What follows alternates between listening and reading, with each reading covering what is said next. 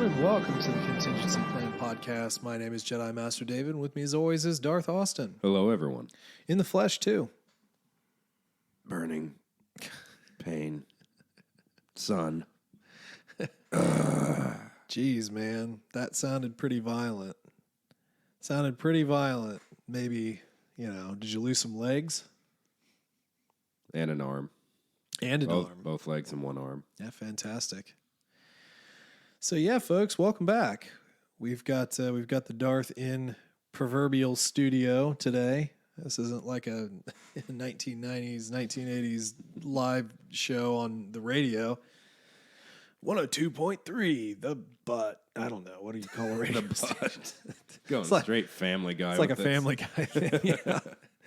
Yeah. Yeah. So good times. Good to have you. Good to have you back in. Obviously. And guess what? We're also big boys now. Yes, we understand how recording works finally. The thing is for the longest time when I switched to editing via this new computer and all the updates and stuff, I didn't know, but obviously we record our audio, independently for the most part, and I would play with the levels and the highs and lows and all that good stuff, and everything was fine. But I didn't realize that I was exporting it at the default, which is full volume. Yep, maxed out. Plenty of gain. Yeah, well, yeah, and it wasn't good because it wasn't taking my volume, my individual channel volume corrections into account. So I'm sure some of you out there had to turn down the volume on your headphones. And plus the other thing too is that I normally don't edit on full volume through the computer because you have to leave some buffer for that. Mm-hmm. So I finally figured out how to turn that off, which should be better now. No more background noise on my end. Well, yeah, and we also figured out the settings on your particular recorder, which unfortunately had you at full gain as well on your recording, and I had noticed some white noise, especially as the program was exporting at full volume. So we figured that out. You can now manually adjust your gain level so that, and also, this is like making the sausage kind of stuff, but I'd text him a couple times I hear kids in the background. There was stuff I had to edit out, bangs and booms and stuff. Well, yeah, a mic at full gain is going to do that. Yeah, we're talking other room stuff too. It's not like there was anything going on in my recording room. So yeah, it's kind of impressive, actually, what all it picked up. Yeah, it really is, and obviously that just illustrates what microphones in general could do. Because we were beating our heads against the wall trying to figure this out. We got you a different mic, which is a better overall mic anyway. But we got you a better mic. You got an arm with a stabilizer for the mic, and got the different pop filter even. That. That's right. I forgot because I had one of the bigger attachable pop filters, and then we got the the actual mic fuzzy thing and the sock essentially. Yeah, and then it's use them both. Yeah, we did try both at one point. We're desperate when we're doing that because we know that isn't going to help. Yeah, but I mean we've done, I think it's been over 140 episodes, and you can always learn. Actually, it's 140 episodes of the main podcast, and there was and again, I think that these were just updates to that program that defaulted on that full volume because it didn't used to do that. Yeah. It didn't used to do that at all. It's great. The running joke at my house will finally end too that, oh, you're done recording. We can actually talk like normal people now. Because I guess my wife gets a little super aggressive about that with the kids and adults near the kitchen when they come over to hang out. It's be quiet. He's recording. I'm this jerk who's just going to come out and scream at everybody. Goodness. Cave yeah, that's dweller. Hilarious. Yeah, but no, I mean, these are the things that you learn. They are the things that you learn and realize as you go along. And, it's a good lesson to learn. Good lesson to learn this week. So, yeah. Have fun going back in our old content now. It's time to delete it all. Well, I have all the files, obviously, and I've thought about remixing them for the volume, but I'm probably not going to. And today we'll be going through Vector Prime. First time. Still the most listened to episode on YouTube Really? is the first chapter of Vector Prime. That's crazy. I don't know what it is on like the actual statistics, like from Podbean or whatever. It doesn't really matter. But yeah, folks, a lot of good stuff for today's episode. Obviously, we're going to be going through, what are we on? The seventh episode of Bad Batch. We're doing too many comics. Yeah, Battle Scars. And then, yeah, we will be going through issue number 12 of Bounty Hunters and 13 of the main Star Wars line. And this marks the beginning of the War of the Bounty Hunters series. We are finally got a little sector going in. Everything's converging on one planet. Yeah, 100%. So that's pretty good. In other news, we discovered a new Turtles comic. Yes. And that's not really new, but it's we did talk about last. Did we talk about it last episode? No, we didn't. I don't think so. We talked about it afterwards. Yeah. Last Ronin, correct? Something like that. Yeah. I think it's Last Ronin. Yeah, because I was at the comic shop getting my I just buy Star Wars comics. I've been reading the James Bond, the new James Bond line. I saw that on the coffee table. How is it? I don't. It's not bad. It's pretty good. I think I've read only like one out of like maybe 4 they've published. I just sometimes I forget about all the comics on my coffee table. Mm-hmm.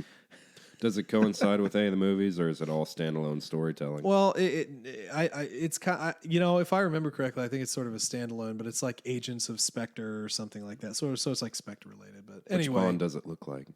Or is there copyright for that? They can't use its anyone's likeness. I mean, legitimately, like everything kind of looks like something, but not really in comics. Yeah. I mean, like even as we look at like Han Solo and Bounty Hunters here. Yeah, it's kind of like a mix between new and old Han. Yeah, it's for sure. But I'm no expert in that, so I don't really feel qualified to really talk about it again because I really haven't read much of it yet. I just have the books. But yeah, I was in there and I spotted the Turtles. I was like, hey, what's this? And I found a cover that I liked. Of the 3 million covers for 4 issues we have. Well, here was the thing. I thought it was just 1 issue. I had it wrong. I thought this was like issue 1, and actually it was issue 3, I think. Mm-hmm. And I just got the one with Raphael just like jumping on people with his weapons. And I was like, well, this is really cool. And then I figured out that we were like 3 comics deep. I was like, oh crap, they had the other ones too. So I went back, and the guy, I don't really know the guy, but like he knows what I buy basically. And he was like, yeah, I saw you buy that. And I don't remember you ever buying the other ones. It's like, yeah, I just didn't realize. They didn't have the first issue. They didn't have the really cool cover. They had the director's cut, which is like $11. So I did get that. I did get an issue 1, issue 2, and then obviously 3. Didn't you get issue 3 with Casey's hockey stick?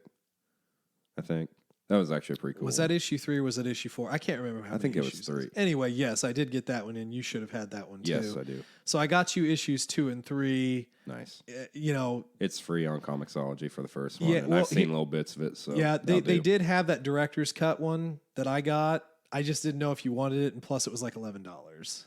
I probably would have, but it's no big deal. Well, we can always drive past it later. Yeah. So if you really do want it, I'm sure it's still there. But anyway, yeah, I just and we can look at the Dinobot figures. Yes. He wants $120 for both of those. I don't think you ever told me that. I didn't. Oh my goodness. Yeah, but they're originals, not the reissue. Because you can buy the reissues for like $20 to $40. Yeah, they're like practically chrome. Yeah. But no, it was funny because I was walking out of the shop, and he has a little collectible case now, and there was like a little T-Rex and Triceratops. Yeah, I'm like set up to battle each other. Yeah, on this display. The thing is I was like, those look so familiar. I don't remember what they were, so I sent you a picture, and then I remembered that they were the Dinobots from Transformers as Grimlock. We had Grimlock. I don't think we had the other ones. No, we didn't. And for some reason, I was thinking it was something like offshoot of Transformers, right. or maybe Power Rangers or something. Yeah. But yeah, no, I vaguely remember that, but I think ours was plastic. Well, I don't remember if it was plastic or not, but I do believe we got it at like a used store. Yeah, I think it was like Jamie's Flea Market or something. I know we got a ton of that kind of stuff there. Yeah, for sure. So It might have been plastic. I don't know. A lot of my old metal Transformers are long gone. We never You figured got the out what happened. recorder, didn't you? Yeah, it's actually in the other room. I did get you that. Yeah. But it's missing the front flap and the tapes. I've thought about trying to find one because that was my favorite one. The tapes are a little pricey. Yeah, for sure. I mean, just like a new one or like a used whatever. But anyway, I had the metal Optimus Prime, and somewhere we You had had. the trailer too, didn't you? Oh yeah, I had the whole thing. I mean, I had them all because they were coming out at that time. But mysteriously, they're gone. They weren't in the storage unit. Oh no, what happened to them? I bet they got thrown away. Probably did, honestly, which bugs the crap out of me. Didn't you have a ton of Teenage Mutant Ninja Turtle stuff too? Oh, for sure. Speaking of that comic. Yeah, I was big into the Turtles and I was big into Transformers as a young kid. And those were some of the toys that I had. I guess the only other thing now that we're going down the lane of nostalgia, I also had a real working 7-Up fountain machine that Dad brought home from his Coke route because he used to drive a delivery truck for Coke. And he also, when he would go to the vending machines, he would collect all the silver dimes and quarters. Yeah. And he had bags of those too, which I always found to be pretty hilarious. But smart, you just replace them with an existing dime. And now those actually are somewhat valuable. I still have, when I was working, some restaurants, I would do that too. Switch them out because it's like, yeah, I'm going to take that. And they're real distinct. You can tell. Yeah. But anyway, yeah, I thought that was kind of funny seeing Grimlock in there, and it was just kind of, it was really, from memory, I think it was pretty good shape too. Yeah, it's kind of cool. There's been an explosion of all those old first generation toys coming back. We were at Walmart the other day, me and my boy, and he was shopping around, and I found it's not full size, but the original Megazord. Yeah, yeah. With the T-Rex and everything. Right. Like there's a 3-piece set that comes with all 5 of them, and then you can get the dragon too. It's kind of cool. Well, at my mom's house, I still have the Megazord from the movie. Yeah, yeah. And it's beat up because it's seen multiple generations of kids play with it. It's like I had it, and then my nephews all played with it. But it's still there with the White Falcon, that kind of went in between, and you had the guns in the front. It's still there. Does your elephant head still have the trunk, or is it broken off like mine? Dude, I haven't seen that thing in so long. It's literally in a box. Now I mean, the nephews are all grown up, but yeah, for years when they'd come over, they'd go straight. It's like I had my little micro machine, army things, and then those and some Legos and stuff, and that was always the play box. Did you have Beetleborg too? No, you didn't get into that. No, don't know too much. I mean, I know what they are, but I never got into that. No. It is cool. You mentioned the tape recorder. Was that Starscream? Soundwave. And they actually redid that as well. Yeah. Obviously, it's plastic. It's not as cool. I would love if they actually, and I would pay a fortune for them, if they actually started coming out with these old nostalgic toys, but they made them all out of metal. Yeah, that would be ridiculously expensive to do. Yeah, I just, it's funny how that used to be the cheap way to do toys. Well, when you thought about it, too, it's multi-generational. You could pass those on. They're not going to break. I mean, toys now, they're just so flimsy. Oh, yeah, for sure. I mean, I remember some of your Transformers as a kid, and they were ridiculously complicated, too, to transform. Oh, yeah. Like, there were a couple that you had to spend, like, a while. Yeah. Never looked at the manual. No, and you almost had to on a few of them. It was not... Well, it's like that with Legos too now. I mean, you build a Lego set, you have to go with the manual, otherwise you're not making it. Well, I mean, Legos are a little bit different story, but true, that is true. The sets have certainly been more complicated, and the prices are a little bit less than they used to be because it just seemed like such a burden. I had a lot of the Old West Lego sets, and I actually went looking for the sheriff's station because that was my favorite one. It had a little jail cell that was collapsible. You press a little button and it would pop out like dynamite had hit it. And I think the cheapest I saw that was maybe 100, 150, something in that range for like in the box, which I guess in the grand scheme of things isn't that bad. Maybe, I don't know. But yeah, it was expensive then, and it's still expensive. Lego is still expensive. They are, but they're getting smarter. I've noticed that like they use the exact same random weird pieces on different sets. They're not just like Star Wars has its own sets and now they're $150, $200 a piece. They're actually reusing it, so it's not so cost prohibitive. Well, and the other thing too is you can make your own world with Lego. Yeah. So like I had my West sets, but I also had like the Egyptian sets that came out at the time, and I had some like space stuff too, all at the same time. And it was all in one world. It was like, like the stupid movie, you know, everything Lego is awesome. City. Yeah, it was cool. Yeah, there's nothing like having an X-Wing land in a generic 50s home. Yeah. Yeah, I never had a Lego X-Wing, but I did have the Lego Naboo Cruiser. Oh, or nice. no. The Naboo fighter, the yellow, Yeah. the yellow Naboo fighter, not the cruiser. I think they did make a chrome. They did the chrome cruiser, one. but It's no, I didn't have ridiculously that. it's expensive. Yeah, My favorite set is still the Mustafar battle set yeah, no doubt. because you had like the little the floating pads Yeah. on lava, and that's how you fought with them. That was kind of cool. Yeah, no doubt. Well, anyway, that's nostalgia lane for you. So how's Yeah, your you week all been go going? back to your comic shops and everything. Find some new cool toys. Week's been going good. Still riding the vacation wave. Pretty That's nice. right. You were on vacation pretty much all week, right? Yeah, 9-day vacation There in you go. total. Went to Puddin' Bay for a couple of days. Can't say that was. You want to talk nostalgia? I wish I could go back to when we were kids doing it. It's actually really crazy how little there is for kids to do now. There, they've gotten rid of a ton of the things that we used to do. The little raceway, the little RC car raceway, and all the arcades and everything. That's all gone. Really? And Wow. actually, most of the shops and restaurants we tried to go to were closed due to lack of staff. They cannot get enough people to work. So like the boardwalk, we went there Monday. I figured, we'll get some lobster bisque and like get some clam strips or something. Right. Half the restaurants were closed for the entire day. It's not even like, we open at 4 and we go shortened hours. No, it's just like, nope, we're closed today because we literally have enough people for one 5-day-a-week shift. Really? Yeah. Well, back in the day, because when I turned 21 and I would go up, because honestly, the island does get a little bit better when you can have a few drinks. Yeah, of course. But when I'd go around, I actually would go around on a little go-kart, and like there are a few people like the island staff that I would meet. We'd go do stuff. Yeah. But there were a lot of they actually had an interesting contingent of like Russian, like immigrant, Yeah, like Russian and Canadian as well. yeah, oh for sure, Canadian too, definitely Canadian. But yeah, it was interesting to see as many like, I don't want to say necessarily that they're Russian because I know there's a lot of different delineation between those countries, but something in that sort of like Eastern Bloc kind of those countries.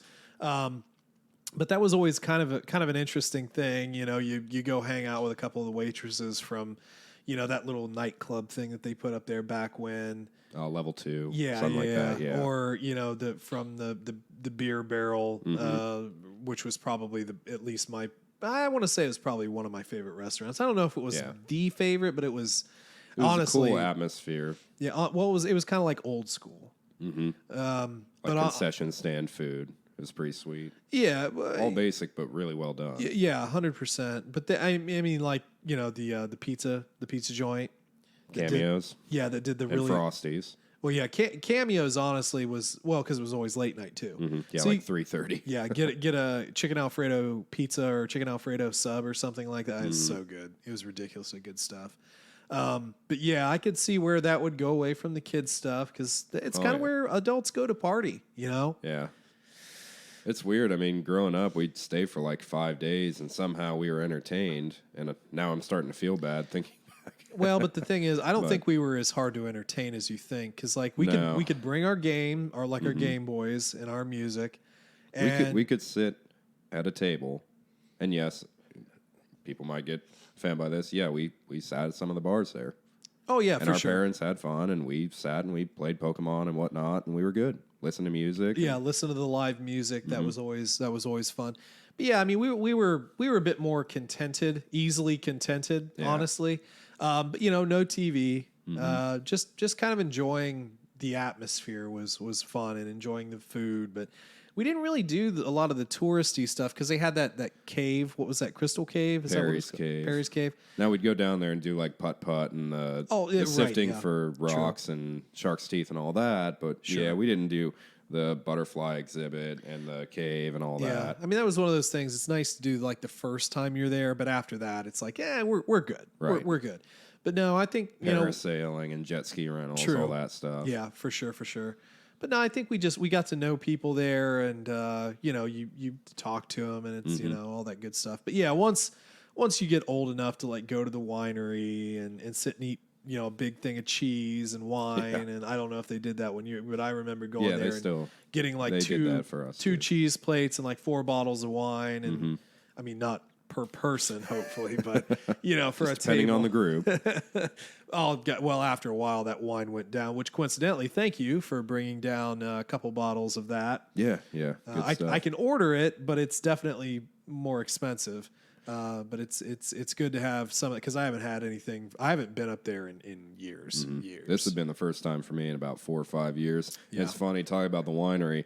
That was the one place that actually did test our patience a little bit because we'd spend a day there, pretty much. Oh, yeah, 100%. And our batteries would die, and it'd be like, okay, it's getting kind of mucky, but we didn't complain a lot. I feel like with that kind of stuff. Yeah, and again, that's one of the things that a few bottles of wine helps along because you're a little bit more loose, a little bit more relaxed, and you're eating cheese and you're having a good time. I never appreciated just sitting in a little garden having a couple glasses of wine more than I did on that trip. Yeah. And I've been on a crazy work schedule like the last 20 days. Before the vacation, I'd work straight 9 hours a day. Yep. I was burnt out. That was my favorite part. And I never understood that as a kid, like why that was so cool for them, but now I get it.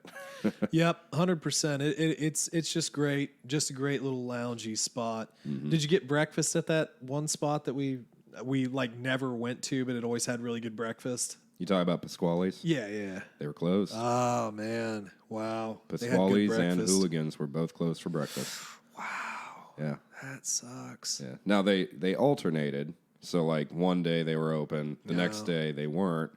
But there's just so many places you can go there, and it gets so expensive. We did like 5 places total. I made breakfast one day, and that price saved us a solid $80. Well, and that's the other thing too is when we'd go up there, we'd like stock stuff. We'd bring breakfast foods or we'd bring sandwich stuff or like little things so that you wouldn't have to. It's like you're gonna spend it on drinks, man. Don't don't horse out on food, because that's expensive. But it's a fun little place, though. It is nice little get away from Ohio, even though you're still technically in Ohio. Yeah, it actually has a highway running through it. That state highway patroller. Well, I think we mentioned that last week. And actually, when you get on like Weather Channel and they automatically populate your location, it just shows Ohio. Yeah. When you're open bay. Yeah. So. But I don't know. I wouldn't mind. I wouldn't mind going back up there again. Maybe we could all plan something at some point. That'd be a good time. Down the road. I think that'd be fun. So anyway, my week's been going good. Thanks for asking. Hey, that's the longest session I've had on how my week's been going. And it wasn't negative. That's true. No, that's good. I'm glad that you. I'm glad that you had a good time. Yeah, thank you. But anyway, your week? Yeah, I mean, nothing really has been going on. We're just still doing a lot of varied things at work, and I was in the office on Wednesday testing computers and replacing monitors and stuff because like all that stuff is just sat and it's just been on. Oh. Yeah. They didn't even do a full shutdown? Nobody thought it would have been a good idea to shut those modems down and everything. It's just, it's literally all just been on. What a waste of power. Oh, yeah. It was dumb. But the thing is they were on, but they weren't on. So I had to, you have to restart everything. Yeah. I had to replace some stuff. It wasn't a big deal, but it was just, it took a day. So, my team was like, oh, thank God he's not watching us. It's like, I am. But no, so that was something, seeing a couple of the other managers, because we all basically came in and had some pizza. just talking with people, because we were all pretty relaxed about it. I think the thing that people are going to really deal with is the uncomfortability. Mm-hmm. Our company is basically saying, following the CDC, following all it's like, if you're vaccinated, you don't have to wear a mask. No Right. big deal. But if you're not vaccinated, it's They're still requiring strongly recommended that you wear a mask. But they're not going to ask. There's no asking. It's just like, don't be a D word about it. How do you think that's going to go? Well, I've already had some people asking. It's like, so what are contingencies if people get sick? It's like, well, we can't really just tell the floor, but we'll try and be as safe as possible. Use your common sense that you all should have. Wash your hands. Stay to yourself. Don't be slobbering over each other. You know what I mean? Don't hover around each other's desks for now. Let's just be cognizant that people are going to be uncomfortable with this. Some people aren't. I'm not. I haven't been uncomfortable the entire time, but that's just me. But, respect each other and just give each other some room. But I think once everybody gets back in, I think it'll get to normal real quick. Yeah. Because even us, we were talking and sharing stuff, because it's like, yeah, we've seen each other like every day on our Zoom meetings, but we haven't really seen each other. No. So, and then even our like executive director was really happy to see people. So that was kind of funny. And she's always like shut up in her office all the time anyway, because of the amount of calls and whatnot. But so that was interesting, just to get back into that. My day went really quick. Like, I felt like it went so much quicker, being in office as opposed to being from home. But aside from that, not much else, just trying to get out and, be active and play some basketball and plant some grass out here. And because, we have these big trees and all the grass dies. So trying to put out some grass, that's a lot of fun, I guess. Beat the walls when the neighbors are too loud. Kids are around there trying to murder each other, apparently. Not really. They're just horsing around. But yeah, aside from that, I took yesterday off because we were originally going to go on a backpacking trip, but the weather looked ridiculous. And I will say this. You mentioned it earlier. We probably could have, yes, but I bet you it would have been muddy. Yeah, either way, it probably wouldn't have been the most fun. And I don't really have the right boots for that right now. Yeah. I went to tennis shoes for the summer, just steel-toed tennis shoes for work. Sure. And I really don't like dealing with mud with that. Yeah. And like I said, it probably would have been okay. I just think it would have been, in certain areas, certain trails, it would have been muddy. Zaleski is usually notoriously muddy. Archers, you're around a lake and there's a lot of floodplaining, so I can imagine that's pretty. Well, it's not like a whole lot of sunlight gets through to dry it quickly either, with all the woodland there. So we'll get back out. But I took yesterday and I recorded some videos for the YouTube channel and got some stuff done around the house, and honestly, I went out and took a long walk, played some basketball, got some stuff done, watched some TV, took a nap. Didn't watch Bad Batch. No, I didn't. I watched it today, actually. I should have, but I just didn't. I don't know. I'm just like that sometimes. But yeah, not a bad week. Good. So. Good. I'm kind of the same way too.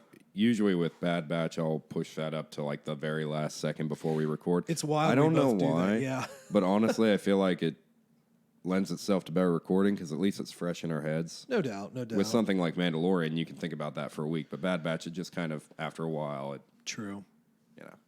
But I also probably spent some of your money for you because you saw, I showed you some of the pedals, the guitar pedals, and now there's one that you took a picture of it to remember it. I've been very good at not buying everything that you can. But it's finally gonna break me. Dude, I'll tell you, and that's the Electro Harmonix Mel 9, which is it's a pedal based off of like an old organ, which used these electronic tapes that mimicked sounds of different instruments. And they have a whole line. Like there's like some more specific stuff to like woodwinds and brass and stuff like that. This one I just thought was the coolest one. But there's like a cello setting, a clarinet, a flute setting, and then this chorus setting, which are just crazy fun to play with. And the others are just kind of crappy remakes of that and trying to Well, yeah. rename them as brass sections. Well, there was a saxophone and then one that's just brass, but it doesn't They sound just kind of sound like distorted versions of the others. Yeah, and again, it's an emulation of an emulation from like a keyboard, so it's like dual emulation there. But the cello is really fun to play with the instruments are fun to play with if you understand the dynamic range of the actual instrument. Right. Once you start going like to higher registers and that instrument is capable of, then you're like, oh, okay, well I can totally. But it's a fun pedal. It's not cheap, but it is a fun pedal to play with. And obviously, I've continued down that road with all the stuff you see on the floor. You know, I showed you my gigantic delay unit, which is the size of like 4 pedals, but it's super sick. I feel like that pedal is good for like when you get to burnout stage and you just can't stand the thought of playing anymore for that day. Like, well, I'm done with guitar. I'll play the cello. Well, and that's the thing. You know, I think with anything, there is a level of burnout that happens with anything, right? But if you hobbies are kind of obsessive in a way, so Yeah, you right. get burnt out with any obsession eventually, hopefully. Right. But I mean, if you can interject new creativity in it, then you can continue on and still have fun. So I think that's a positive. But anyway, you ready to talk about our actual hobby here? Yeah, Vector Prime, Chapter 1. Oh man, so yeah, let's go ahead and go through Bad Batch first again. Battle Scar. Battle Scars, yeah, episode 7. So I think we both agreed last week that we kind of felt that there was a turning point for Bad Batch Yes. to the positive. Yeah, 5 and 6 were some big changes finally. Yeah. And 6 was probably, I think we rated that our favorite episode so far. Yeah, it was in the 8s, I want to say.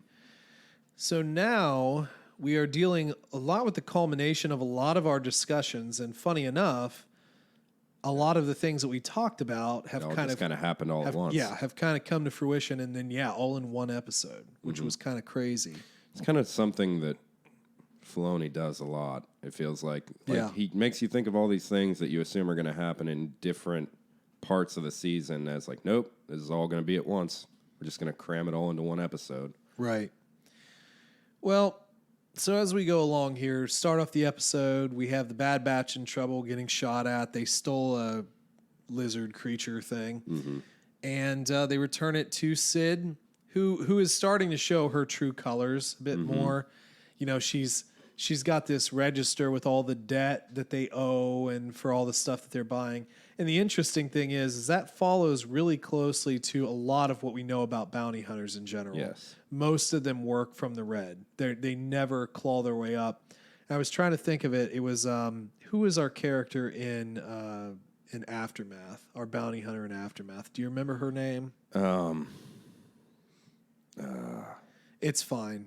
That's a tough one. But in the story, she effectively has picked up her aunt's debts.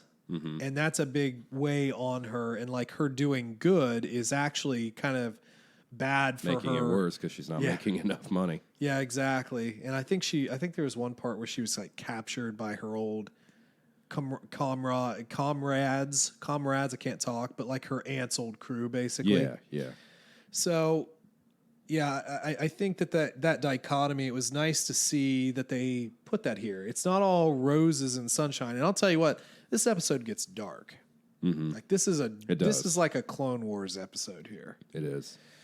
Kind of noticed a little bit of the odd animation in the beginning scenes. Maybe it was just something I picked up on. Didn't seem like you noticed as much. No. It almost felt like video game animation to me. I don't know why, but it was just odd. But it does clean up throughout the episode. I don't notice it too much more. Yeah, and like we kind of talked about in the first episode, just there does seem to be some textural sort of, it's like early PS3. They're just kind of overdoing some things, I feel like, with this series. Which coincidentally, Ratchet and Clank's out. Oh, is it? Really? Too bad we don't have PS5s, but I mean, I think it's on PS4. I've been thinking about getting that actually, if it's on PS4, that is. Buddy of mine's selling his PS4. I'm considering it. Really am. I mean, just sack up and get a PS5, man. Are they available yet? I have no idea. I haven't looked at either console for so long now. I don't know. Well, if you can get a PS3 or a PS4 for a decent price, why not? I guess it's got a few more years left in it, I think. Well, the thing is, there really aren't a whole lot of exclusives yet. They're still cross-generational. So yeah, most of the stuff is still cross-gen at this point. Even at a lot of the E3 stuff is they've been talking about cross. Well, because Elden Ring came out, the trailer for Elden Ring, they showed a lot. Really? That's the George R. Martin, Super RR. But yeah, that came out, and they talked about that being on 5 and 4. So there you go. They're still That'd be awesome. I don't really care about. You don't think you'd get into it? No, I doubt it. The whole Bloodborne sort of Souls game stuff. I mean, it's cool, but I've just never really cared. It's a different class of gamer. I'm not even big into it, honestly. Other than, honestly, Jedi Fallen Order was kind of that realm as well. I just like to hack my way through things and not stop. Yeah. Anyway, so don't have time to reset. Yeah. So back to our episode here. We do have the that dichotomy for the bounty hunters, and what the heck is Omega and Wrecker eating? This like popcorn stuff, this multicolored popcorn. It kind of reminded me of the mixture. Yeah, that's what I thought too. Of popcorn we used to get as a kid all the time, which I still wish I could find. Yeah, I mean they bring it out in holidays, or the Boy Scouts still sell them. But if you know any Boy Scouts, but the caramel corn is just what I thought of. Right, yeah, the caramel, the cheese, and the buttered popcorn in the thing. But yeah, they're just eating this giant giant thing of corn. Yeah, and that was part of their debt. Right, there's they've bought like 20 of them already. Exactly. So clearly they've had quite a few missions because that's their little tradition. They have one after every mission, so they've had at least 10. Yeah, and like part of our fear was the whole Wrecker turning, but it seems like Wrecker and Omega have probably become the closest to each other. Which is odd. We kind of speculated it would stay with Hunter. Yeah. I would say it's just favorite uncle. Well, it's kind of like he's probably the most immature of them all. Right. So when you talk about maturity levels, it's not like Omega and Tech are going to have much to talk about. Yeah. Exactly. Yeah, you don't really see them interact at all, or even honestly, for that matter, Echo very much. Yeah. Some, but her and Tech don't really. I don't know if they've ever actually directly spoken to each other, to be honest. I'm sure they have, but yeah, since she was actually put in the crew. Sure. Initial conversations and all aside. Yeah, for sure. Well, anyway, we do have a mysterious person sitting at the bar here. And it turns out to be Rex. Mm-hmm. So we learn that the not Martinez, they're like, what were the sisters? Raffi and Marquez. Was it Marquez? Was their last name? Yes. Maybe that sounds, but Raffi and so like Tess or something like that. Trace and Raffi. But anyway, so who they were talking to just so happened to be Rex, and we speculated on that. So we do have Rex in here, and we are dealing with the inhibitor chips. Mm-hmm. As a matter of fact, after sort of talking with Rex, and Omega sort of showing up, and Rex notices that Wrecker's complaining about headaches more. He's on edge. Well, he reaches for his blaster. He's like, if you turn, because he's seen it firsthand, and he's also experienced it. He knows that they can't fight it. Mm-hmm. And this is that whole big thing where these clones, I think, are a little overconfident because of their mutations. Like, oh, it's not going to affect us, but it's like, but it affected Crosshair, but not us. Yeah, not us. And as long as Wrecker doesn't hit his head like 3 times every episode, he's fine. He's just on a countdown. Which he doesn't even hit his head in this episode. Kind of interesting. Yeah, I don't know. But anyway, I do think it was funny with Omega here guessing that Rex is a Gen 1 clone. Yeah, just kind of brings the question of, obviously being a younger clone, she hasn't had a whole lot of time in general, but like, what all did she do with her time on Kamino? Obviously, she would know a little bit more about genealogy and whatnot because of who she worked with on Kamino, but she picks up on that kind of stuff, and I just wonder if it's going to be important at some point in the story. Well, I'll also say this. The more and more we get through here, the more and more I don't think she's a clone. And here's my rationale. They've never really said it until this episode that she's a clone. And now it's all like, she's a clone. Yeah. It's like, but are you sure? Even Rex kind of looks at them funny when they say that. So I'm kind of and wondering. She doesn't have the inhibitor chip. Yeah. Well, first and foremost, I don't know if she's a clone, but at the very least, she's probably like a natural child, like Boba. Yeah. But why? We still don't understand why. Yeah. And, realistically through this episode, we deal with the inhibitor chip. So, I don't need to know why right now. But eventually we have to know why. Like, why is this particular person special?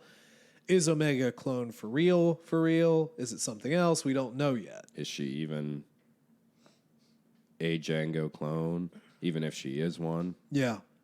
Yeah, I don't know. We don't know how much manipulation's been going on there. But let's continue with our mission here. Because Wrecker is obviously he's in bad shape. Mm-hmm. It's gotten a lot worse. And they're going to basically a scrapyard. Mm-hmm. This I don't understand. So we have this old Republic ship. Yeah. And they're going to the med bay. Which still has power. The rest of the ship is in rough shape. I mean, yes, it's been scavenged, obviously, but it's rusting, falling apart. Yeah. Which, why wasn't the med bay scrapped? Wouldn't that be some of the most expensive equipment? Well, not just that, but any power would have been, anything power generation would have been taken first. Yeah. Weapons, power, tech. So, yeah, I don't even understand why there is a working anything on this ship, let alone a med bay. Yeah, I don't know. It feels like just a weird setting. There are so many options they could have gone with for this. I just don't understand. You mean why. go to Camino? I don't think that would work very well. Yeah, they made that joke in here. But it seemed really odd. But okay, convenience sake, whatever. So we go to this med bay, and as they are scanning Wrecker, the chip flips. Mm-hmm. So that means that that these clones are not, they're not invincible. They are susceptible to the chip, potentially. Yeah. And whether that's by head injury or not, still susceptible. And this is where it kind of gets a little scary. Mm-hmm. This is Wrecker is the worst one you would want this to happen to. Yeah. Well, super strong, and simple mind can be very one dimensional, very one. It's like go go go go go type of thing. So and it'd be almost impossible to incapacitate him without hurting them, which is their goal. So, well, so he turns, he takes out Tech, takes out Echo. Rex and Hunter attempt to sort of incapacitate him, trying to stun him. They're unsuccessful. And then Omega takes the blaster, which I mentioned this as we were watching it. She has her energy bow, but not at that point. So instead of using her energy bow, she is picking up Wrecker's gun. At some point, she needs to just start carrying it at all times. I mean, I understand she's not a soldier, but hopefully this is a nice little lesson for her. Well, and earlier in the episode she was, and even here, because we have the thing up, she had it. Yeah. What happened to it? Yeah, did it just fall? I just don't really understand why she's not engaging that bow. But anyway, so she's got Wrecker's weapon. She doesn't want to shoot him, but then Wrecker, through his sort of thought process here, he's like, "You're a collaborator. You're a traitor as well with them." Yeah. And as he's bearing down on her and she's kind of deciding on whether to shoot him, he is incapacitated by Rex, who's finally able to stun him from behind. Which, by the way, it kind of lends itself back to what we were talking about. He doesn't say that you're a clone that didn't follow orders, just that you're a collaborator. Yeah. And it does kind of get into okay, so does he know from the Empire's database through the chip that they're deserters and insubordinate, or does he know from his own memories of them? I think it's personal experience. I think it's the memory side of things. But regardless, he is incapacitated. They are able to take out the chip. He's sort of in a little bit of a coma there. And, they all sit with him and so forth. And finally wakes up and he's good. He has some popcorn. And yeah. they have some popcorn. Mission completed, so we've got to eat our tri-colored corn. Yeah, and Or then the whatever rest it of them is. get their chips taken out, which is odd because we talked about Echo before. Seemingly that his chip was completely destroyed in the process of, what he went through. Yeah, the Techno Union, yep. Yeah, but no, he gets his removed as well. Yeah, I thought that was kind of odd, but okay, sure, you remove it. So we're chip-free. We now no longer have to worry about that. Ever again, except for Crosshair. Well, the thing is like we kind of asked the question, how do you deal with the chips? Now, obviously with Rex, you had the Bay and, you've got the medical, but now how do you do the rest of them? Well, I mean, I guess you have this ship on Scavenge Planet with a Cthulhu on it. By the way, we didn't talk about the Sarlacc almost like looking mini thing. Sarlacc. Yeah. Which I have to say, of all the animation, I did like the water on this planet. Yes.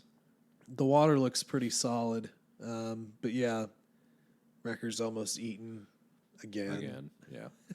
Yeah. I guess you could say that this is where he has his head injury. Well, probably so. Now, towards the end of this, though, Rex doesn't stay with the group. So it looks like we're going to continue the bounty hunting thing, but Rex is going to go off and do his own thing with the rebels. Yep. I don't know. Were you disappointed that the clones don't want to go be rebels? I think we're going to get there. I didn't expect them to right now. They still have their debt to pay off. Well, who cares about that? I mean, honestly. Well, I think that they're going to follow that storyline for a little while, though. I'm not saying that I'm excited about it, but I can see why they're doing it. Sure. Well, there is one unfortunate thing, is that the Kylo Ren people on this planet have now spotted the Bad Batch. They totally sounded like little Kylo Rens. Which really shouldn't matter at this point because they should be leaving the planet. But We'll see. who knows? Maybe an extended episode, kind of like a part 2 type of deal. Escape from whatever planet is called, Scrap Planet. Yeah. Escape from They Scrap say what the planet name is, but I can't remember know it. what it is. Doesn't matter. But yeah, so pretty tidy episode, but I thought it was actually pretty good overall. No I thought it was filler pretty well whatsoever. done. It was pretty good. Kind of surprised that they dealt with the chips and introduced Rex in the same episode. Honestly, at the point where he said, "I'll be in contact with you," I thought we'd be done with that for a little while. Yeah. I figured we'd just focus on paying off our debts. So interesting to see why they're trying to clean that arc up so quickly, what we're going to get into next. True. And also, how much will Sid be in this as we go along? You know what I mean? Like, is she going to turn out to be not a good guy, or is she going to wind up being like helping them or something like that? I don't know. That's going to be a tough one to tell. Yeah. But anyway, that's really all I got on the episode. As good as it was actually pretty tidy. It was. There's not a whole lot of pitfalls in the episode or anything that was annoying. There's really not much to complain about or much more to talk about in general, really. Yeah. Let's talk ratings then. What do you got out of 10? I'm going to give this an 8.3, I think, on this. Part of me kind of wishes this could have been like a big mid-season 2-part thing, meeting Rex and then dealing with the chip. Yeah. Because I feel like we could have potentially tried to deal with Crosshair as well, although at this point I think that'll be like one of the last episodes. Right. We'll probably, sneak on to whatever ship he's serving under and then use the medbay there to remove the chip and then escape, something like that. Right. But no, good little bit of development with Wrecker and Omega. I like what we're doing with that. It gives me a little bit more reason to like Wrecker. I'm starting to come around to Wrecker a little bit. Mm-hmm. And like you said, bit of a dark episode, kind of scary in a way. Yeah. And I appreciated that. So, yeah, solid 8.3. Good episode. Yeah, it definitely has that sort of almost horror movie aspect to it, for sure. So, although I will say, obviously there is some fight in Wrecker here, because if he really wanted to choke you, you'd probably be dead. Oh, yeah. And he choked out like 2 people and they weren't dead, so. Yeah, I don't know. Rating wise, I'm tempted really not to go very high for some reason. I don't know why. The episode was good, and maybe I was just not paying full attention. But I don't want to be unfair because it was a good episode. I think it progressed things pretty well. But yeah, I actually agree. I think it would have been cool to have a 2-story arc. But with that being said, I think I'm probably at a good solid 8.2. Let's just say Okay. 8.2. I think that's fine. I think I'd probably be a little bit higher opinion if I watched it again, but Yeah. it was good. It's nice to see Rex here, and we'll see what happens with him as time goes on. Obviously, what will happen with the continuation of the storyline. Did they get the chips all the way out, or Yeah. do we have to deal with that crap again? And also, we eventually have to figure out this whole Omega thing too. So, yeah, it should be interesting. Another quick tidbit. I did appreciate that they introduced Rex without taking away from the Bad Batch at all in this. Sure, yeah. Which is something we were kind of worried about because, honestly, any cameo at this point could really deter from Bad Batch because they're just... It's not like Mando. Yeah, yeah. They're not as big, so I appreciate how they dealt with Rex. I'd like to see him again, but I'm glad he wasn't the center point. Yeah, and I think this whole thing with Omega and Wrecker here, her having to decide on potentially even killing this person, I think was interesting because we've talked about this before too, where we're like, I think it'd be interesting to pose tougher questions to Omega. With this group, she doesn't really know them, really. I mean, when you think about it, she's just started with kind of idol worship, and then it's I'm part of the team, kind of, and then I'm part of the team, and I've got a bow that I'm not using, which still irritates me. But anyway, I don't know, man. I think it'll be interesting to see what happens with her. There could still be a facet of maybe a sacrifice of some kind because Wrecker has been one to actually interact with her more than anyone else. He made the little bedroom for her and all that stuff. So if there's a point where he has to sacrifice himself for her and get a little bit of character growth on Omega's part, what makes her. I could be okay with that. That's what makes her potential choice here of shooting Wrecker all the more dark, really. Yeah. And that's why as he's sort of bearing down on her and you see her sort of squeezing the trigger, it's it's pretty wild. So I don't know. We'll see. We'll see as we go along, and I'm starting to come along with Omega. I was a little bit meh on it in the beginning. Not because it's a bad character, it's just one of those things this might be good or it might not be good. We just don't know anything about her. But we'll see. So I'm still looking forward to it, but I will tell you, Disney apparently keeps wanting to bury that banner deeper and deeper in the banner list, doesn't it? Yeah, what was it, 8 or 9 deep? It was deep. Well, Loki's out now, and a few of the things. No, because one of them was that $30 premium movie. Listen, I know our checks come because of these Cruella. The Cruella de Vil. But Rhea. Why is Rhea above it? I mean, well, I don't know. People, I guess, are there. I don't know what Us Again is. I don't Probably know just another new Pixar. I mean, it movie. looks good. The animation looks good. What else is there? Big Shot. Don't know what that is. That John Stamos? Yes, it is. Looks like John Stamos. Okay, basketball. Oh God, High School Movie, the series. I don't know what that. Zenimation, new episodes. Is that a backstory? Oh, I'm surprised how far down the list Black Widow is, actually. July 9th? Is that not going to be in theaters? I want to see that in theaters. That's Premiere Access. I have to see. If that's in a theater, I will. Because our local theater is opening up on the 18th, I think. Is it? Or 28th, one of the two. But the it's Indian opening Mountain up. Mall theater has been open for a little while.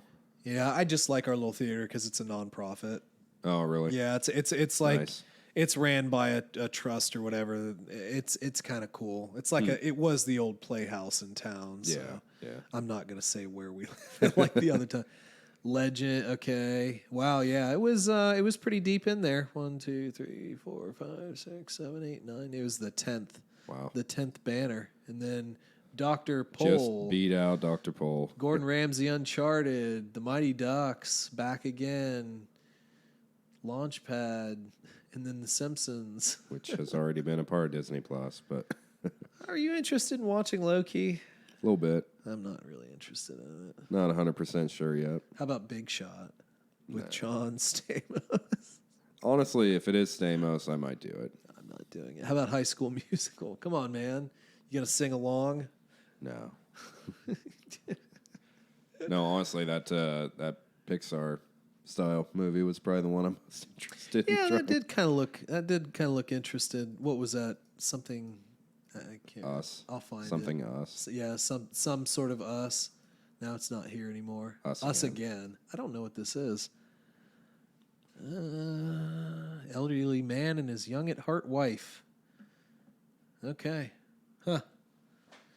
I guess they're old but young, doing old young stuff. There's actually one similar to that I just watched not too long ago. It's the guy dies and God. his goal was to be a musician, and in their world in the afterlife you get to help old spirits. Yeah. Well, that was actually what I thought this was when I first saw it. Yeah. The I can't think of the name of it, but it was a really good movie. Oh, did you? Okay, I didn't know if it was good or not. But the guy dies and they're like blobs or something like that. Yeah, like ghost blobs. You have to give them a personality, and there's all these different things you have to fill. Okay. For them to because he was like a jazz pianist, or he played jazz or something like that. Yeah. Okay. Yeah. I thought that might be interesting. I hadn't heard anything about it, but that's what I thought about when I saw this. Because anyway, yeah. So they're dancing. They dance through their lives or something like that. I don't know. It's gonna be depressing. There's actually been some super depressing, up level depressing stuff coming out. Up should have been so much better, but they cut out all the fun stuff that they put in the previews when they showed the movie. But hey, listen, we can't just recap now because we have to go through comics. True. Very true. All right. Which one do you want to do? Well, we have to do the main Star Wars line because that's the first one. Yes. Cool cover. It's the one I'd want to do regardless. Issue 13. Very cool cover. Very. Luke with his yellow lightsaber. I'm kind of digging that lightsaber, I'm not going to lie. Yeah. No, it is kind of cool. It's a basic design, but it is. Well, it's a Temple Guards lightsaber, right? Yep. Yeah, I believe so. So, from the sort of internals, look, Lego. Get yourself that X-Wing, man. Lego X-Wing.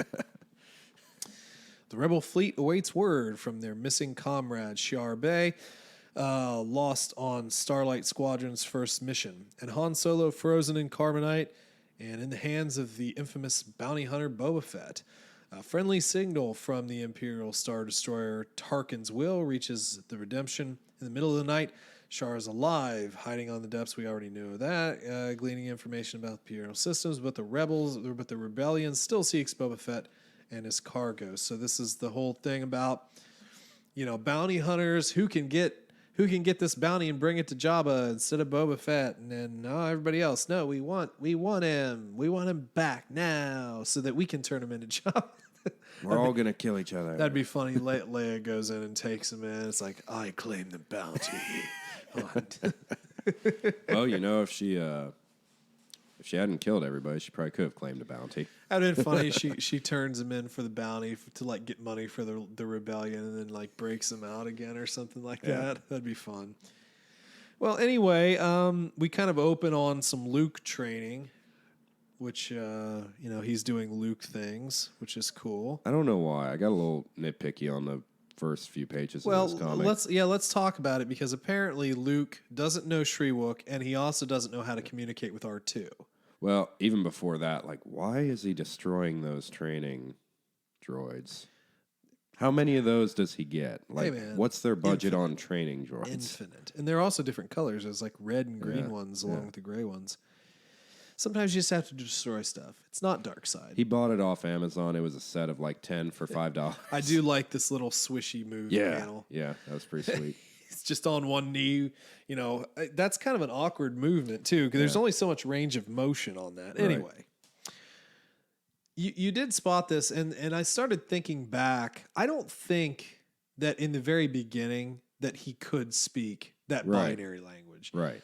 And even when he was by Dagobah. Well, but the thing is when he was there, he had the computer in his X-Wing to translate it. So maybe he doesn't know binary. I feel like there was a few interactions with him on Dagobah after the crash, though. Maybe. I could be wrong. Yeah, that one's a tough one. But as far as knowing Chewie's language, I don't think we ever had that sort of pause there. I thought he just understood what Chewie was saying. Maybe not. Maybe this is kind of embarrassing in a way. We're talking about original content and we don't know off the top of our heads, but I always assumed he knew it. Maybe this is just the first time we've actually dealt with that. Yeah, I don't know. I don't remember. But at any rate. But now I want to rewatch the original trilogy just to see. That's a good reason to do it. But this just gives us an excuse to have sassy C-3PO through the entire issue, I guess. Yeah, because there's always got to be an excuse for that. Right. So they're tracking down Boba, and we go to this sort of arena planet where I guess it's like gladiator-style stuff, and he's calling himself Jango instead of Boba for some reason. See, it's weird. Like, bits of the comic make it seem like, oh, this was a long time ago, so maybe it was actually Jango that did it. And then other bits are like, no, it's definitely Boba. It's like, no, Jango's definitely dead. He got beheaded. Yeah. But anyway, we run across someone that ties into Solo, Sagwa, who was one of the Wookiees that they saved at Kessel. Mm-hmm. One of the emaciated, really bad-looking Wookiees. Yeah, he looks way better in this comic. 100%. He's gotten a little bit of weight back on him. Yeah. So Sag was here, and that's cool. That's cool to have that tie into Solo. So now you just have to make Solo 2. But then, as they're trying to get information on Boba, apparently Boba's not a very liked guy here at all. Is that surprising? No. And you have this anime showdown of like all these bounty hunters like, hey, what are you doing asking about that guy? We want that guy. And if you know that guy, we want you to. And then Luke's just like, you idiots, we're trying to find him too. Oh, I don't like that answer. I'm still going to kill you. Yeah, we're whether you know, whether you don't, that's not the answer I want. So now we got to continue this conversation. Before. Yeah. Now we got to continue this conversation back at our place. So we don't like your answer, so you got to come back to our house. That was kind of stupid, honestly. Well, anyway, big gunfight, fight through the city type of deal. And Luke is just able to deflect enough blaster bolts to cover the width of him and 2 Wookiees now. That's true. Special yellow lightsaber ability. But these bounty hunters do realize he's a Jedi, so this is kind of where we get like hey, we're going to talk to the Empire about this. Kill the Wookiees. Keep him alive. Yeah. So that was interesting, kind of, going through town on a speeder. Oh, we've escaped. Oh, hey, you remember when R2 wanted to tell you something, but no one listened because C-3PO is an idiot? Yeah. Oh, yeah, he won't stop bugging me about this, Master Luke. He totally says, he knows where every old Jedi temple is because he downloaded it from the Death Star for some reason. But, I didn't want to tell you because, it's sort of annoying, and I knew you wouldn't like that. And at that point... And at this point, Luke's like, okay, need to learn binary. Dude, it was nuts. So, again, this kind of alludes to what we suspect Luke to have been doing. And I mean, kind of what we already know, especially from Battlefield sort of storyline and everything. Finding the texts and whatnot. Yeah. And this is where he got it from R2, gaining that information from the Death Star. And we always kind of that's all he didn't get anything from that. Of course he got something from the Death Star. Yeah. And of course the Emperor kept the locations of all known Jedi temples in the banks of the Death Star. Right. Right.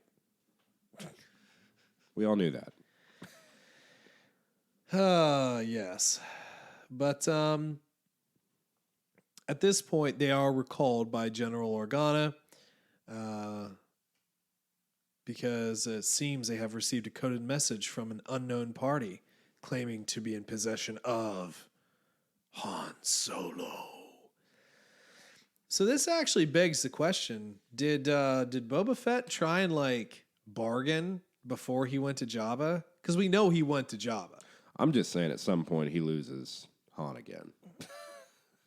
You think so? Think they got Han back and like tried to barter, and then he gets him back?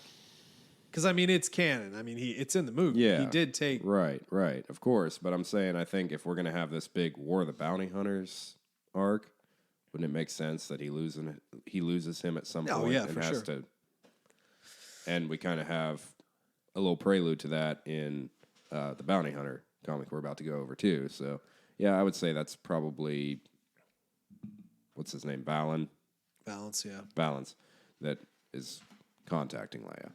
That's my guess. We'll see. But yeah, that does seem to make sense. Although, Do you are really want that stepping on the interaction? toes of history too much? Or is this a trick? Yeah. Somebody trying to get a big payoff, maybe. Well, there's still a bounty on Chewie too, for that matter. So drawing true. him out. Maybe. Yep.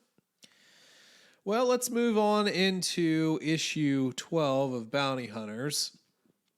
Our favorite story, which coincidentally, when did Valance get like a UFO ship, like a round disc? I was hoping ship? that you would just not bring that up because I don't remember. I mean, this is like what we all think UFOs look like on Unless Earth. it's the other dude's ship.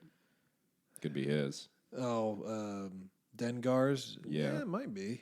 I don't know. Well, Dengar and Valance, we know, kind of struck a deal in the last comic, except I keep hitting the mic every so often with my hand. But Okay, I won't yell at you for it.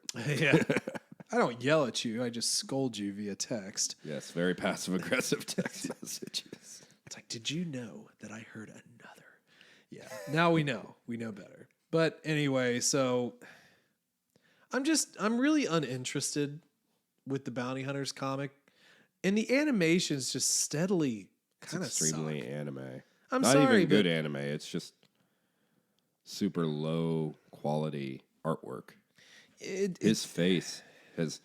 I've it's seen like changed. 40 versions of his face. this first panel, that doesn't look like the guy we've been seeing. The No, hair's you know different. what that looks like? Knockoff X-Man character. Oh yeah, I could see that. I just don't think that it look. I don't know. And I'm sorry to the artist of this particular comic, but it just doesn't. It just doesn't. I don't know. I don't like it. I don't like it all that much. Yeah. Well, Dengar and Valance are fighting. Of course, there's a lot of gun pointing and I'll kill you. No, I'll kill you first. yeah. Well, and also to add in, Zuckuss and For Elam are here again. They track him down. The annoying. They're so annoying. They're super annoying bounty hunters to me. Most of the originals are, Yeah. honestly. So it's just this constant like, no, I'll kill you. No, I'll kill you. No, I'll kill you. And Valance is like, well, I'm going to kill all of us at once because that's kind of what I do. We do, however, get some more flashback with Valance trying to do some bounties. He's always constantly getting attacked and like flying through the air and all that stuff. Most wanted bounty hunter. Yeah, I guess. But then he accepts a job to snipe somebody, and then, oh no, it's Han Solo that he has to shoot. But he can't possibly do that because they're buddies. Sort of. Somehow. Yeah, Don't know kind why. of. Like apparently good enough buddies that Han screams at him as Chewie's carrying him off. I thought we were friends. Like, yeah. I didn't think that. Why are you friends? That would have been a good backstory to set up first. Yeah, exactly. Well, anyway, in the present, Dengar does, beat Valance on the back of the head. It's like, you're not getting me killed like you get everybody else killed. Then we sort of jump in between the flashback and the real world. Dengar does try and make a deal with Zuckuss and Forlom, just to sort of like, hey, there's a better bounty here type of deal. And again, it's just this whole run towards possibly getting Solo. Yeah. At the end of the day. So then just sort of back in the past, Valance won't shoot Solo. So him and his little buddy guy, they're fighting, and it's just so uninteresting. Then Valance gets pushed over the edge and accidentally almost shoots Solo. Yeah, Solo's like, "Hey, I saved your life," and she was like, "Rah, rah, rah, rah, rah," and they leave. And what the hell's happened to you? Wait, Han, I loved you. I mean, I'm sorry. Yeah. Yeah. Well, this is just such a non-starter, but it does show at the end all these bounty hunters basically coming together, and they're like, well, we're all going for Boba Fett, which is interesting because Bib Fortuna, who we saw in the last one with Bosk, so they're also getting in on it. Yeah. Even though Bib is supposed to be working for Jabba. Right. So apparently Bib wants in on the prize, basically. And he's going to try and use, I guess, Bosk. Leads into why I get shot by him in Mandalorian. Well, yeah, true enough. At least that would add some context to that. True enough. That'd probably be the most interesting thing in this series so far. Yeah, we'll see. But I mean, that's really about it. But again, it's sort of like the race is on. We all got to find Boba, take him out, take the prize, go collect from the huts. So there you go. Pretty quick comic recap there. Yeah. Well, when there's not a whole lot to pluck out of it that you like, it's best to be quick than to be negative for an extra 20 minutes. Yeah, I would agree. So, I don't know. Do you really want to talk more about these comics? Are you interested in the War of the Bounty Hunters? Mainline Star Wars is great. Bounty Hunters has been terrible. Yeah, I agree. I would hope that doesn't bleed into War of the Bounty Hunters. Yeah, we'll see. But we also have to pick up with Afra for the War of the Bounty Hunters. Are we caught up on Vader? We're not. No, we're caught up. We're pretty much strictly in the War. So we just have Afra now. I think that and Vader. Did we read the War of the Bounty? We didn't read the War of the Bounty Hunters for Vader. That'll be the next one. Okay. So we've got Afra and Vader for this sort of like prelude type deal. How many issues is the war? Isn't it? I don't know. No idea. Is it bad that I kind of hope it's just like one issue per line, and then we go back to normal, and it's a new storyline, and we're already past the point of dealing with Han? Yeah, maybe I can try and look that up real quick if you want to distract them with idle chatter. Distractions. It would have been a great time to talk about those Disney movies as you're looking that up. Yeah, but we already did that. We didn't plan that out very well. We didn't plan it. We didn't plan at all. We never plan any of this stuff. Hopefully I can... It'd be boring if we planned. Quite boring. It just says 5-issue miniseries. I'm perfectly fine with that, honestly. Yeah. I really don't want a big, 20, 30, God forbid, 75 run of that, so I'm good with that. Actually, yeah, so we have 3 issues left then. Right. Because this was the prelude. Yeah. This was I guess potentially the Bounty Hunters was the first issue, maybe. I don't know. Maybe 3 issues, maybe 4. Who knows? We might want to look into that so we read them in the right order. I'm reading them in the right order. I remember the release date. I don't care. We'll figure it out. There you go. There's the real answer. We'll figure it out. Whatever. Well, I mean, listen, as long as they continue to say the War of the Bounty Hunter in bold type on the front of the comics, and as soon as that stops, we'll know. Hey, by the way, last week was the end of War of the Bounty Hunter. Well, technically, that might be true because we are behind. These are back issues. Sure. So, all right, what else do we have to talk about? Actually, a little bit shorter episode, but we did pop through 20 to 30 minutes of uninteresting content at the beginning. So It's hard to do long episodes with the comics and Bad Batch. It really is. Yeah, there's not a lot of speculation to be done right at this very second, but we've got some other stuff we'll be getting into as time goes by. Yeah, definitely.